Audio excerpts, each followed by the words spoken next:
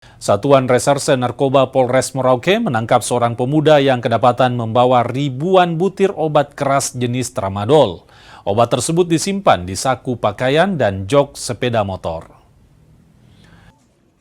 Penangkapan dilakukan di Jalan Ndorem Kai, Kabupaten Merauke, Papua Selatan. Penangkapan diawali dari polisi yang curiga dengan tingkah pelaku yang menggeber gas motor di jalan. Saat diperiksa, ditemukan sekitar 1.700 butir obat keras, diduga jenis tramadol, dari saku dan jok motor pelaku.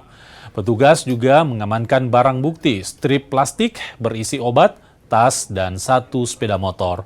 Tersangka dijerat pasal tentang kesehatan dengan ancaman hukuman pidana penjara paling lama 5 tahun dan denda maksimal 500 juta rupiah. Berinisial MR berusia 23 tahun.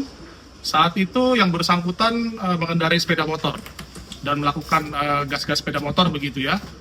Kemudian diberhentikan oleh rekan-rekan Opsnal dan karena mencurigakan dilakukan pemeriksaan. Dari hasil pemeriksaan tersebut di sakunya terdapat 18 plastik ya, obat ukuran kecil ya di saku. Yang kemudian setelah dilakukan penggeledahan di jok motor yang bersangkutan, ditemukan lagi jumlah yang lebih besar. Ya.